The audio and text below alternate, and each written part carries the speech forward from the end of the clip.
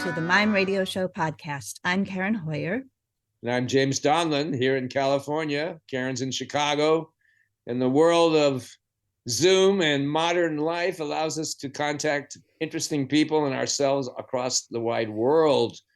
And helping us do that is our producer, somewhere behind our screens in the darkness, with his little lights and his buttons and all his consoles and keyboards, is our producer, Michael Diaz, who makes us who we are.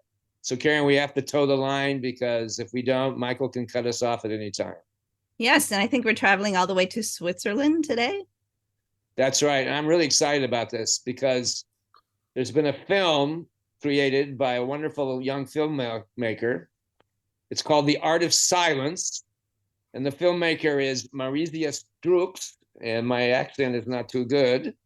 But let me tell you something about him. Some of you may have heard about this film, especially those of you who have studied and practiced mime. The Art of Silence is the film. And the filmmaker is Maurizius Drux. He is a celebrated Swiss-German filmmaker and sound artist based in Zurich, Switzerland. Influenced by musical instruments and sign language, he moves between the worlds of language and images, which come together in film. His debut film, Concrete Love, was shown in over 30 countries and won multiple awards. Since 2017, he has been imparting his passion for film and sound as a lecturer at the Zurich University of the Arts.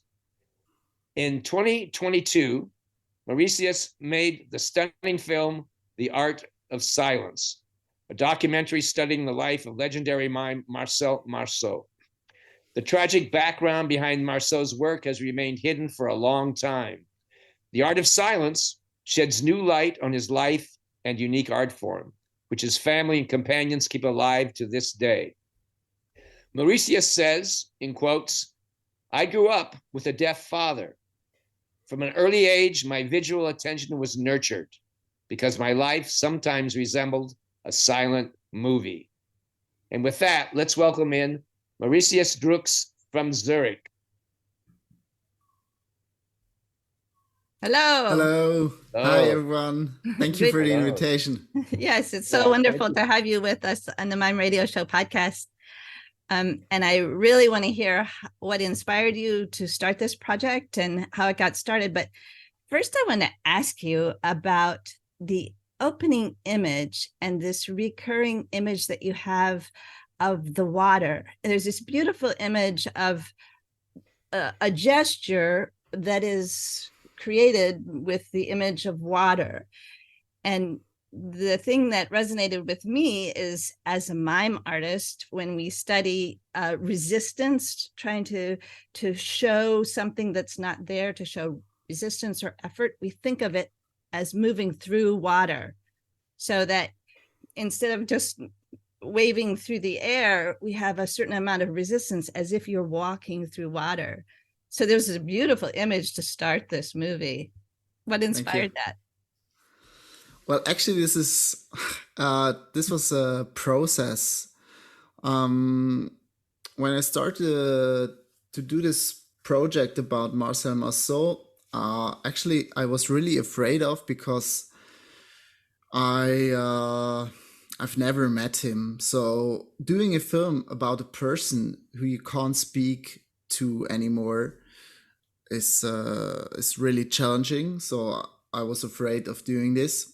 So the first thing you do is you just watch what is left. And I found a lot of archive footage of him. I watched maybe over 3,000 hours of footage. And, I tried to find a truth in there. And some material was interesting, some not so much. But the next question I had was how to handle this material. I mean, we can do just a normal film by editing different kinds of archive material together to tell something, but you can also try to put yourself into this material. So I start to experiment with this, and I did a lot of projections with archive material on water on the surface. So in the film, but maybe this is another topic, the nature, the environment is really important. So the film also in the beginning established this perspective that we are telling a film about a person who maybe is dead, but something is left, and we are following these traces. So from this point of view, I started to create these images, and on it got like the idea of water, of movement, of coming together, and like in the end the water is going to a specific place near the ocean where the final scene is taking place. So yeah, it's very beautiful. The as Carrie was saying, the visceral connection to physics and nature and the universe is that, you know, how you come against a force. There's yourself, and then there's the other, and water is such a, and it was our, you know, the Homo sapien came from water, they say, you know, we all sprung out of water, but that, you know, it's a very beautiful image that you've, you know, the river of life, all these metaphors that you could speak about. So that's very proud. I think you're exactly right with this connection to nature, and there's some really beautiful references to that, which I think, which we'll ask about you later, is, you know, I think it probably provoked your sense of sound design too, like how to integrate that, which is also becomes present in that first scene. Yeah. Yes. Yeah. I have lots of questions. I wrote down, you know, we're not going to ask you the typical questions of the mind, right? And but I'm really curious. Your film is so provoking with thoughts, not only because of history and the sense of being human, and the emotional fabric of who people are and where we've come from, where we've been to, the sense of family. There's so much in this film that's bigger than just the art of mime. And could you speak just a little bit about what inspired you to search out this material? Yeah. Well, actually, like you introduced me, I grew up with a father who's deaf, and this handicap was always a problem for him. Of course, like in the age where he grew up, it was forbidden to speak with hands, so he kind of had to adapt to the normal hearing people, and this is a suffering problem he still has. So discovering mime was amazing for my father. I think it gave him so much freedom, and I think it's one of the reasons why he became a mime himself. I think he's talented, so he could become a mime, but the inner idea that you find a way to express yourself and to understand, okay, we can communicate with each other and overcome any borders, linguistic borders, and so on. This was really important for him and saved his life, you know. So I'm deeply touched by this, and I saw my father a lot on stage. I have artist parents, so I traveled around with them as a child. And as a child, mime is wonderful. I mean, it's the world of the imaginary. You dream with it, you go with it. So when I grew up, you know, I was a bit fed up. I thought, yeah, okay, again, a mime number, you know. I wanted to go more into the concerts and music and experience other stuff.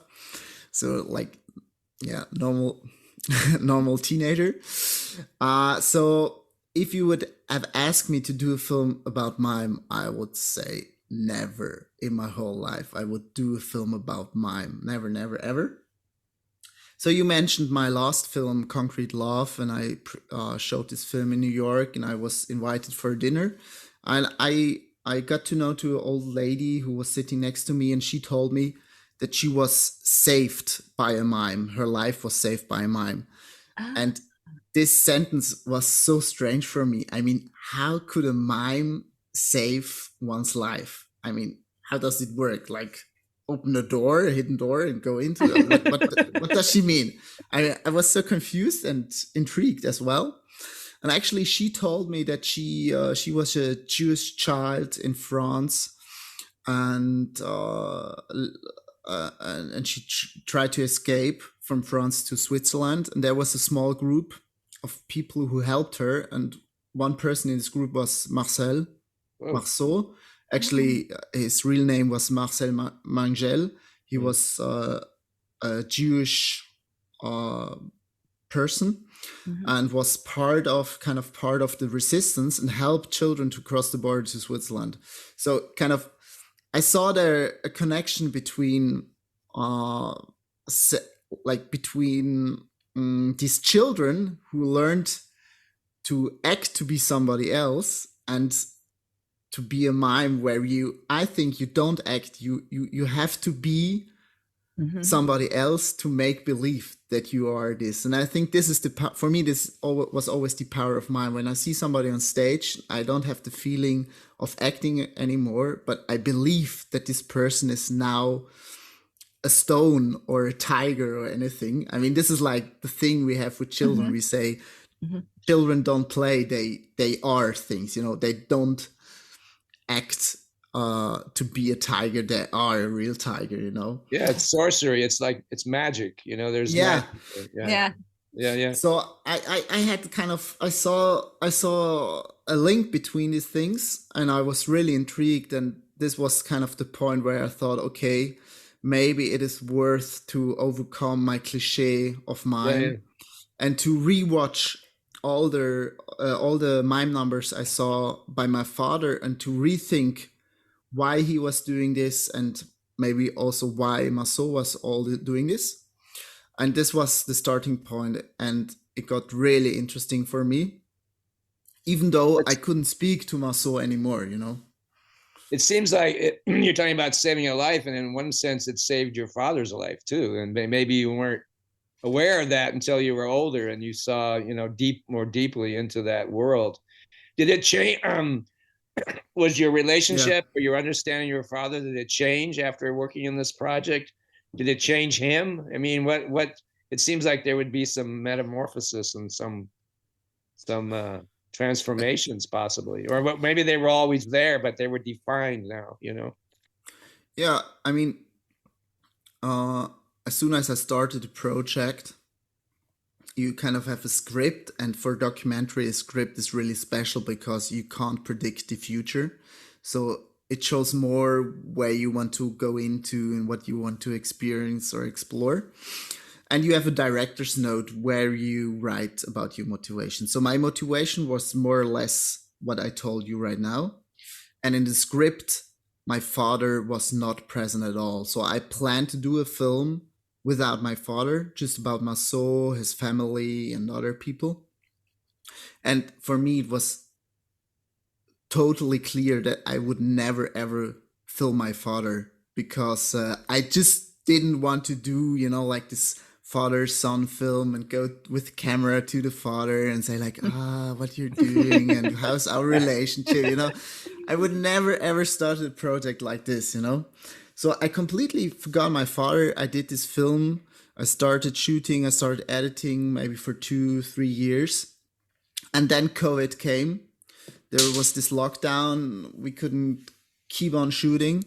And we almost had a finished film, It was almost finished. And we all, like the producers and the editor and me, we just watched this film. And it was nice, but it was kind of, like another documentary by somebody, it could have been done by anyone, kind of. So it was almost the editor who told me, like, actually why I said yes to this project is because you told me about your background, and I think we should kind of try to put it in the film a bit that the audience can experience it. And COVID was like an invitation to spend more time with your family. So I felt okay shooting with my father because I accomplished already the film. It was a complete different situation than starting a film about somebody you don't know, about like a huge legendary mime, about a lot of people and archive material you have to contact and like get the rights and stuff, like all this difficult stuff, you could avoid it and just go to your father and start, let's film, so it was much easier to go to him in the end, and I knew exactly what was missing, and I just shot 2 days with him, just 2 days of filming, and he's pretty present in the film. Yeah. It's that the particular study of him and his connection to the work was very inspirational for me, because I'm an older mime. I might be a little younger than your father, but maybe we're the same age. I'm not sure. But his appearance in the film was very powerful for me, and it also inspired me as a old mime to appreciate where I'd come from and what I felt now, or where I was going. And what was particularly interesting with his presence is that I really did feel nature. I think, the scene with the hands in front of the water, the scene with the sand at the end. I mean, those are very, very powerful for people like myself. So yeah, we have to make it really clear to our listeners that this is not your ordinary documentary. It's not people, talking heads is what we assume is a documentary, is people talking about something. This is such a beautifully photographed, artistic film.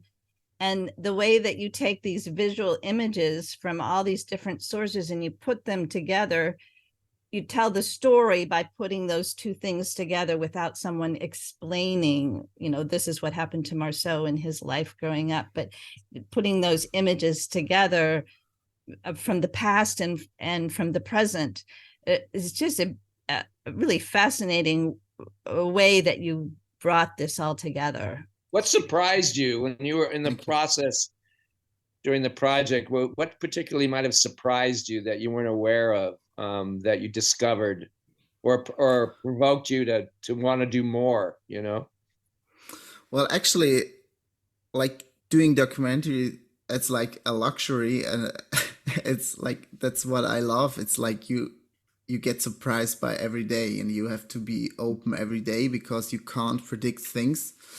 But basically, I love to spend time together with people. And what really surprised me is when I knew, okay, I start this project about Marcel Marceau, but he's already dead. I tried to contact his family. And then I found out that his cousin is still alive. And I was really lucky when I met him, because he was still pretty young. He was only 104 years old. After finishing shooting with him over the years, he died with 108 years. Wow. So I had enough time to shoot with him and spend time and experience. He's a wonderful character. So you captured him right before he died. You were able to get him on. Yeah, like I had for years, and this is the thing what you mentioned about a normal documentary, kind of what you would do in a normal documentary, and like because of time and money, you would try to contact somebody, you would visit this person, prepare an interview, ask questions. Maybe the person is giving you the right answers, maybe you don't get what you expected, maybe you feel there's maybe a mystery or a secret behind it, and you try to get it, but of course you don't get it because you don't know this person. So you go home, and if you do a normal documentary, you have to deliver this documentary by end of the year or end of the month, or even by end of the day, I don't know. So the way I work is, after this first meeting, I think like, okay, we filmed the whole day, but I won't use this material at all.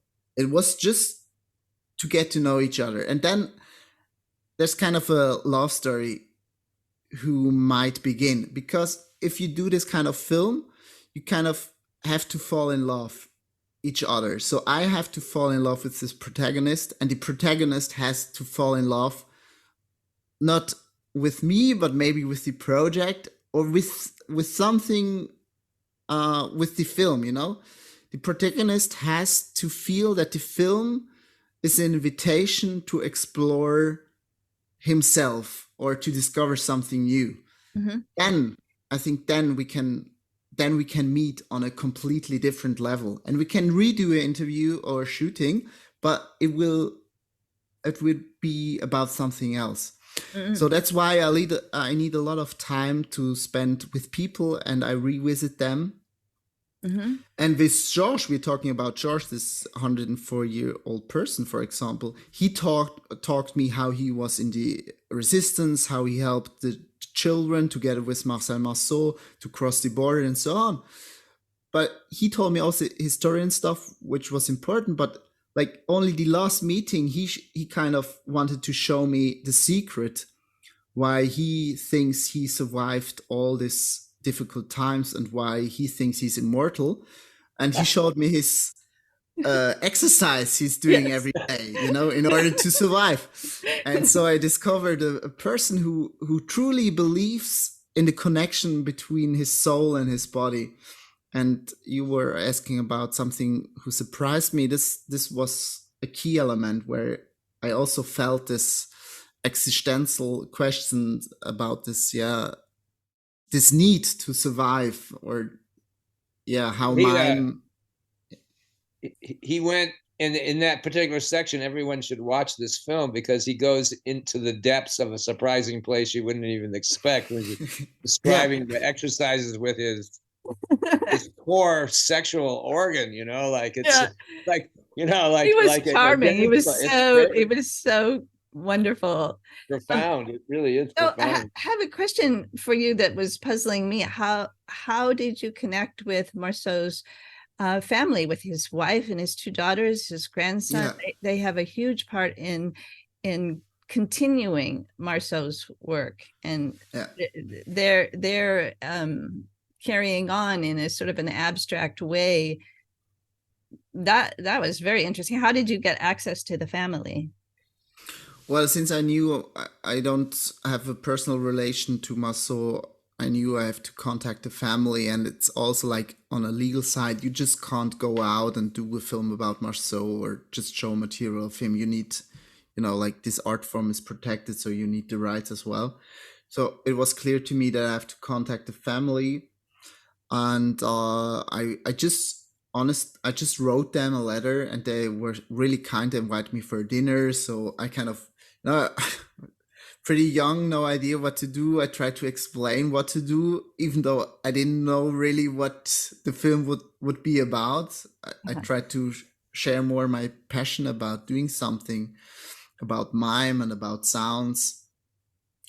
And well, they listened to me and they nodded all the time, but they never agreed to my film project in the beginning. But the nice thing was that also did not deny it, So I just keep revisiting, and I was kind of, like experiencing if there would be something. I never thought about filming with them. I just thought, okay, to get to know each other. And then I discovered this place, this theater where they still keep on doing theater, and I discovered that they do a piece about Marcel, and I felt, okay, they're kind of the same. They're also rethinking of this past time and how the art of mime should go on, and I got to know to his grandson, who I thought was a really interesting character, and so we just kept on developing our relationship.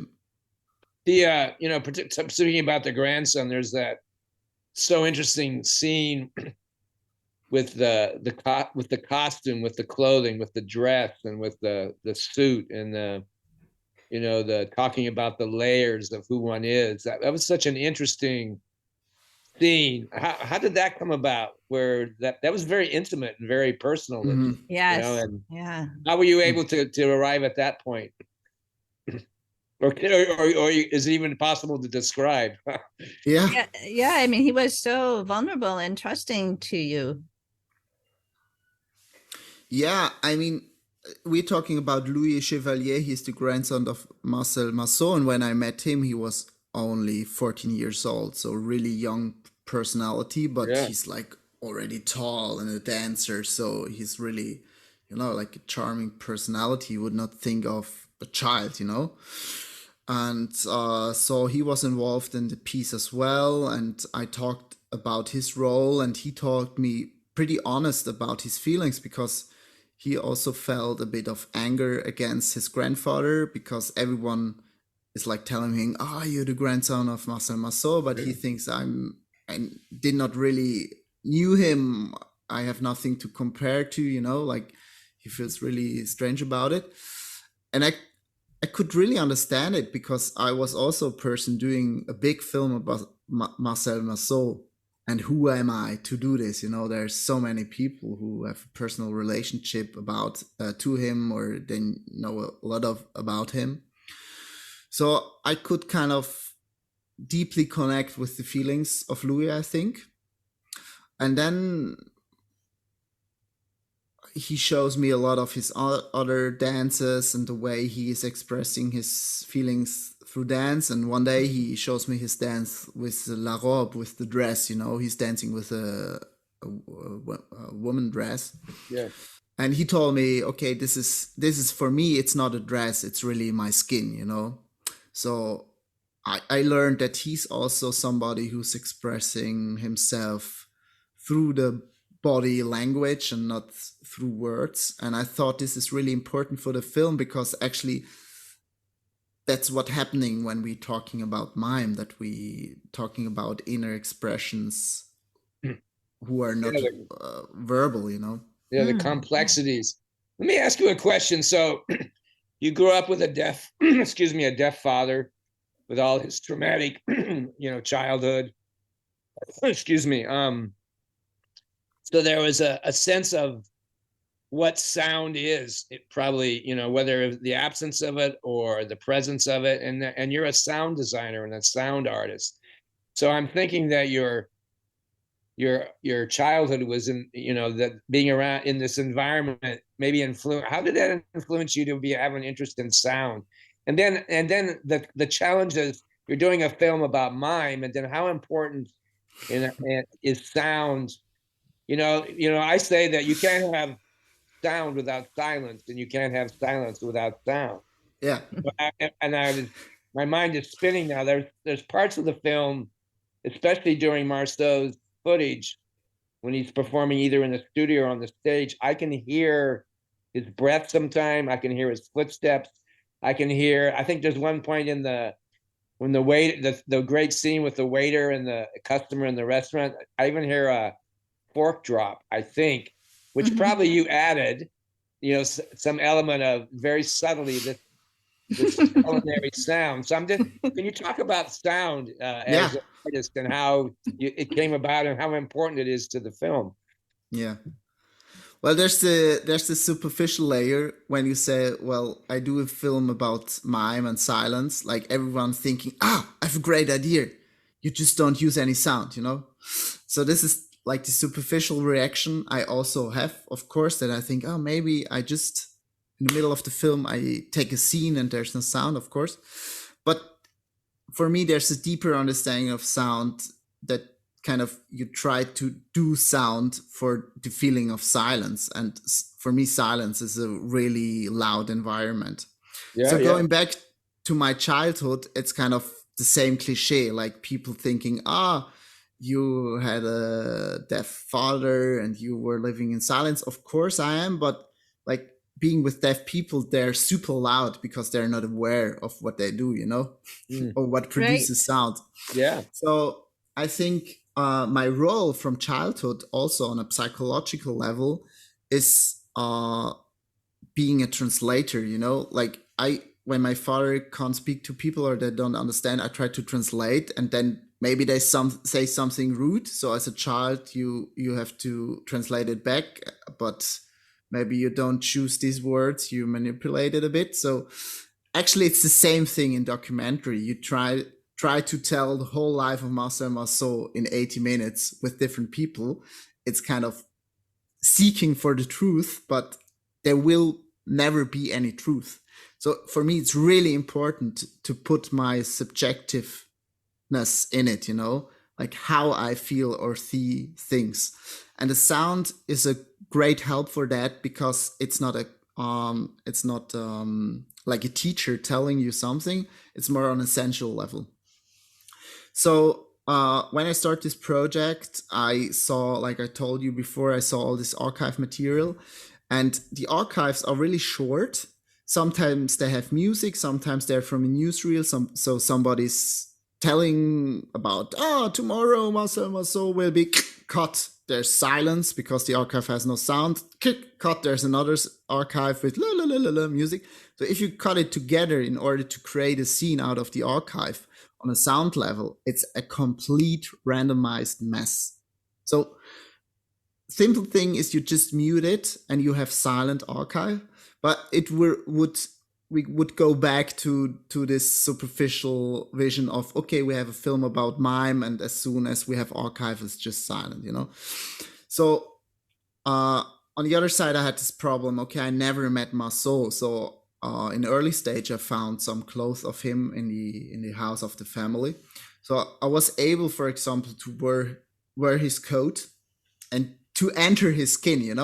I thought it's psychologically, it's really important, because this is something what mimes do as well. They have to enter a skin of somebody else to become this person, Mm-hmm. So I try to do this as a filmmaker as well. And I'm moving myself, and I start to hear how his movement could have sounded, So I reacted all the scenes with his clothes. On the other hand, I used artificial intelligence to extract his briefing out of recordings who were available. That's so beautiful. It's really beautiful. Yeah, it's really well done what you're describing now. Those little subtle sounds and percussions. It's really, really, really good. Yeah. Yeah, thanks. So we kind of try to restore the archive also on a sound level, and to put a complete different light on the very same recording, but changed through sound, Like a funny number can suddenly be really dramatic because you have really heavy footsteps and a heavy breathing, Mm-hmm. So it helps you to get another perspective on things.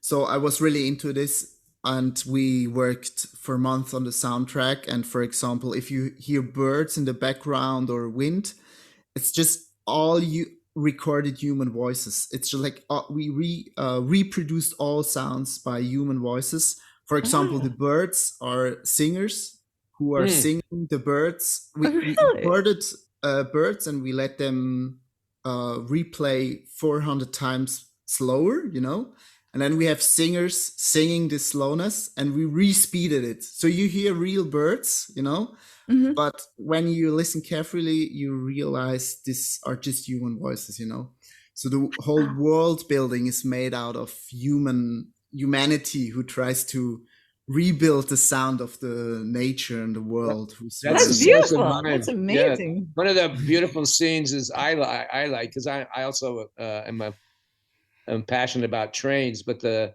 scenes of the children on the railway with the squeal of the wheels and the sounds and the images of nature. There's going over the bridge with the the turmoiling water, the tunnel receding, the children looking, the one child looking between the seat.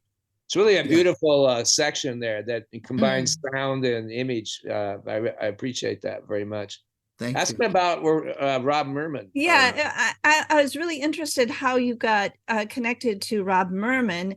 And he's an amazing mime, but he is using mime as a healing tool for people with a diagnosis of Parkinson's disease. And the images of his work, of him talking, but also working with his companions in this class using mime. How did you get connected with Rob? Well, when we started the project, we had producers who thought, okay, let's do a big mime film, and we just search for the most successful, biggest mime in the world still alive, in order to show like the audience, okay, mime is still existing, it's still huge, and there's still big audience around it. So I kind of like the idea, but the truth is, it is not the fact, Like we tend not to go to mime shows every night. Of course it is still alive, and that's beautiful, but it's at the moment not popular, and that's okay. But still, there's still so interesting people to meet, and I did a big research. I met a lot of people, interesting artists. I could see other artists who I felt, okay, they were inspired deeply by Mime. They're doing something else, but still, there's still this art living on. And so I also came across Rob Merming through the internet, and then like I thought, this is interesting what he's doing. I did not really understand, and like one producer was like, okay, but he's not, like he's not kind of the best artist alive, like in this perspective. Right. And then I learned he's not touring the world like Marceau did. Yeah, but still, then we learned about him, that he's got Parkinson's disease, and that like being a mime his whole life has a new meaning now. And this was again for me really interesting, because I came back to this key sentence of this old lady, like, mime saved my life, I kind of found this key sentence in order to choose my protagonist for the film. I just wanted to have people in the film who of course have a inspiration or a connection to Marceau, but who are really using mime in order to survive, And Rob is for me a really great example, who is fighting his disease and the disease of others in order to learn from his body work experience and from mime. And I just wrote him, we had a Zoom like we have now, and then I just told him, okay, in 3 months I will be at your door. And he was like, okay. And I think he was not really sure if I would come or not. But I was there, and we spent 2 beautiful weeks together shooting this episode of the film. Yeah, it's very powerful. Very powerful stuff. What do you want the audience to take away from this project? I mean, if one watches the film, what would you hope that they would feel and remember and think about? Yeah, well, first of all, I mean, this film should invite you to put any emotions you have in it. So if you're feeling happy, if you're feeling sad or guilty, I don't know, you should be able to put this emotion in it and to get something bad. So I don't want to guide the audience, but of course I have 2 big visions. The first vision is thinking of Marceau. Why is it important to make a film of him? Of course he was important artist and so on, but for me this is not enough as a reason to do a film. For me it was really important to see a person who was going into war, who was fighting in the war without any weapon.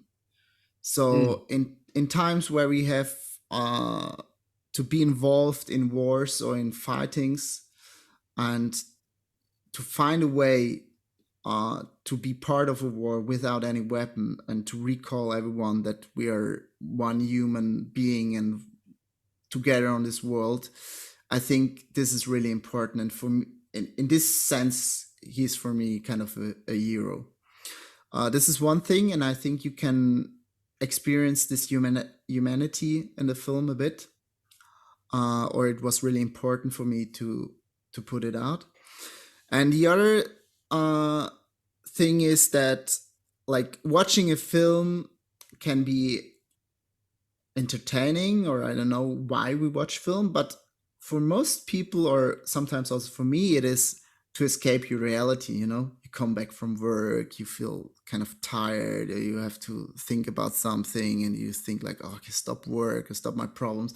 I want to enter a world where I can just fly away and forget the things, but maybe also in the inner process rethink about myself. And maybe, and I think this is wonderful, with that the film can have a power to find new ways of living, to find a force to rethink your life and to think, okay, maybe I change tomorrow or something.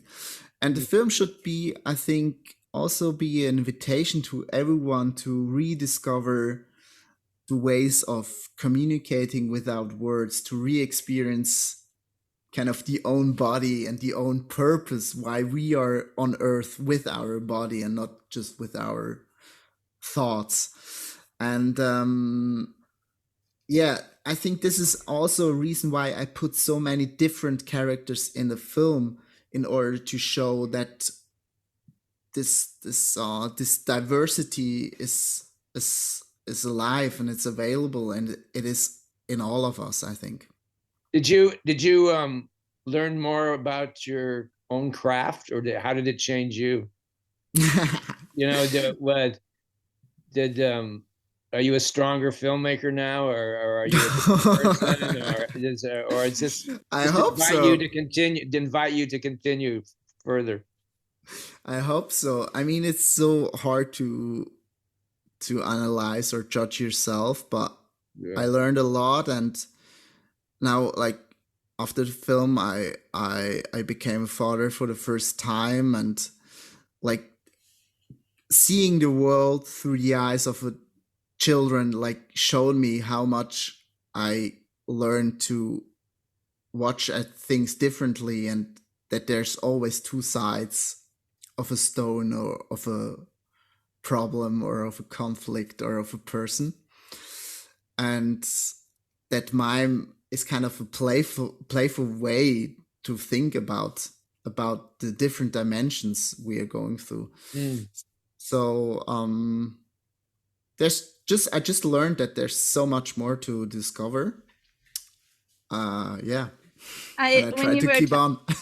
Sorry, when you were talking about Marceau and his experiences in the war, which, like, there's been a commercial film about that called Resistance, about his life. But the thing that I remember is when I was in high school, going to a performance by Marceau, and he had a particular piece about war. And one that was about Bip going to war, but another one that was just about memories, and he's in the attic remembering things. But I remember being so moved by it, and it was nobody telling me a story. It was all in my imagination and this man's performance on the stage. And I remember just like standing up and giving a standing ovation in this giant auditorium where nobody else was standing up, but I was just like, it blew me away. And to me, this idea of using images in film and in mime, you're working with images that they go straight to your soul, your heart. It doesn't get filtered through your brain and your language. It's very powerful. I always say the mime brain is the cinematic brain. I mean, the two, or the animation brain, it's the same thought process, I think. The way, for instance, Marceau could do a close-up just by concentrating his particular gesture. It's like the whole audience zooms in for a cinematic close-up. Yeah. Wow, what a great conversation. You have to ask James about the process of a documentary. You actually mentioned this, like you film a lot, but you only use like a small percentage of it, right? So do you have like a lot of outtakes from this project that you're going to use to make another project? Yeah, I saw something about a third documentary and some of the information. Have you done a second piece, or done something differently, or do you have plans to do anything more with this subject? With the subject, no, at the moment, not at all. And actually, I do not have so much more material, because I prepare a lot and I think about shooting a lot, and then it takes me a whole day to just shoot, I don't know, some pictures. So I need a lot of time, but I do not really have so much material. And the funny thing is, if you have kind of this perspective, like I told you about this, the mime saved my life. It's when you rewatch all the archive with this sentence in your head, there's a lot of archive which is not usable for me, which is great, but under this perspective, it is not. So of course, maybe we could do a complete different film with a different perspective. And for me, I would be really happy, to see other people doing film about mimes or about Marceau. I think there's much more to discover, but I think it would be interesting to add just other perspectives on it. Yeah. This has been a great conversation, Maurizius. We really appreciate you taking the time. Thank you so much. I know that our listeners are going to be very interested in this film, and we'll include a link to how they can access the film, probably through Vimeo here in the United States. But we'll connect also to your website so that they can find out that way also. Yeah, I'm so happy that you're doing this, and I just told you quickly before that unfortunately I was not happy. I was not able to travel to the US for presentation of festivals for the film because I was completely busy here. So I'm so happy about people seeing the film, or if they have a question or feel something, if they write me, if you Google my name, you'll find my email. Yeah. So to get a bit interaction with people, I could not really experience this yet in the US, so I'm really curious about your reactions. Well, we will spread the word and do it. It's a great film. Thanks. Great film, and thank you. Yes. So, ladies and gentlemen, that was an interview with Maurizius Drux from Zurich, the filmmaker of The Art of Silence. Thank you so much. Thank you very much. And thank you so much, James and Karen. Goodbye. See you next time. Ciao.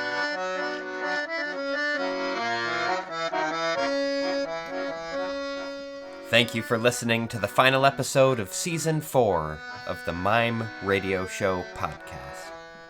Thank you so much for the support. Be sure to like and subscribe, and join in next month for the launch of Season 5.